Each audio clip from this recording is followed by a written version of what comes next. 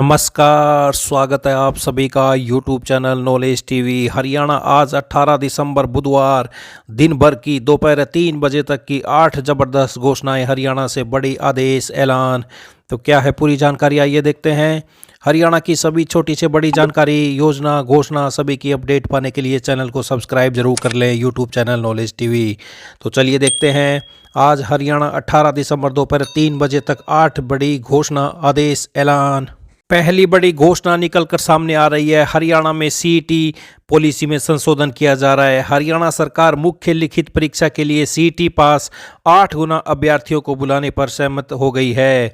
तो पहले 4 गुना था। हालांकि इस पर मुख्यमंत्री नायब सिंह सैनी की मोहर लगाना शेष है, लेकिन हरियाणा कर्मचारी चयन आयोग और सीएमओ के अधिकारियों ने सहमति दे दी है। इससे पहले सीईटी पास 4 गुना अभ्यर्थियों को ही बुलाया जाता है, जिसे लेकर अभ्यर्थी रोज जता चुके हैं।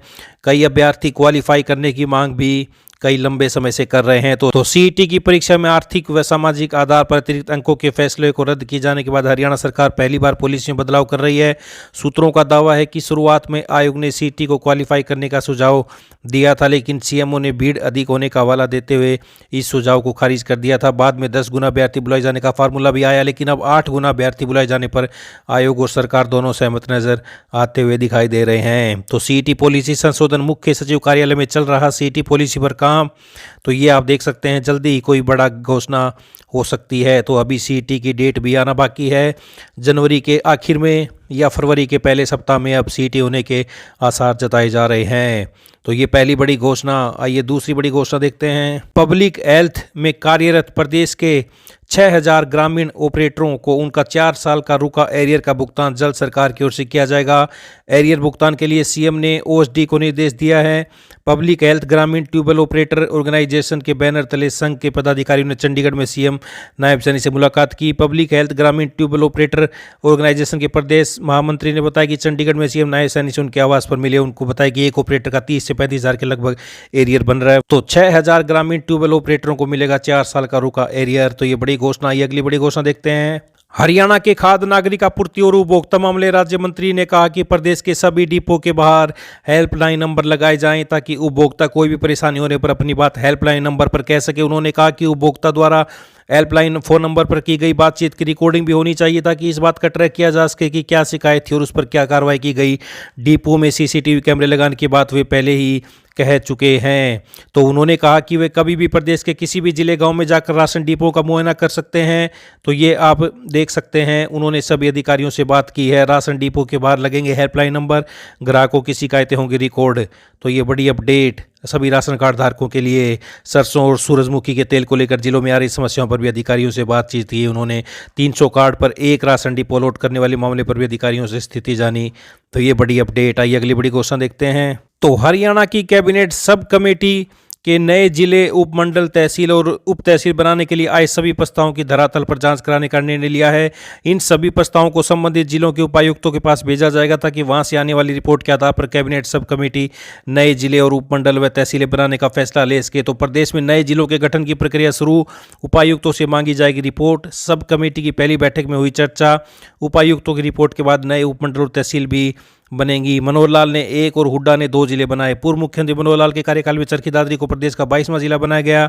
तो ये आप देख सकते हैं, पूर्व की हुड्डा सरकार के समय 2 नए जिले नूंह और पलवल बनाए गए थे। तो इन जिलों की उठ रही मांग। हरियाणा में हांसी, गोहाना, असंध, डबवाली और मानेसर को नया जिला बनाने की मांग लंबे समय से की जा रही है। 15 विधानसभा के पहले सत्र के दौरान विहीन हलकों के विधायकों की ओर से जिला बनाने की मांग की गई थी। पूर्व की मनोहर सरकार के समय विधायकों द्वारा जिला बनाने की मांग रखते आ रहे हैं। विधानसभा चुनाव से घोषणा से पहले मुख्यमंत्री ने गोहाना, असंध व हांसी के लोगों की मांग को लेकर सकारात्मक जवाब भी दिया था। उसी कड़ी में नायब सरकार ने कैबिनेट सब कमेटी बनाई है। इसी तरह भिवानी के भवानी खेड़ा और रोहतक के कलानौर सहित कई कस्बों को उपमंडल बनाए जाने की मांग भी की जा रही है। तो जल्दी ही कोई खबर नए जिलों से संबंधित देखी जा सकती है। आइए अगली बड़ी घोषणा देखते हैं।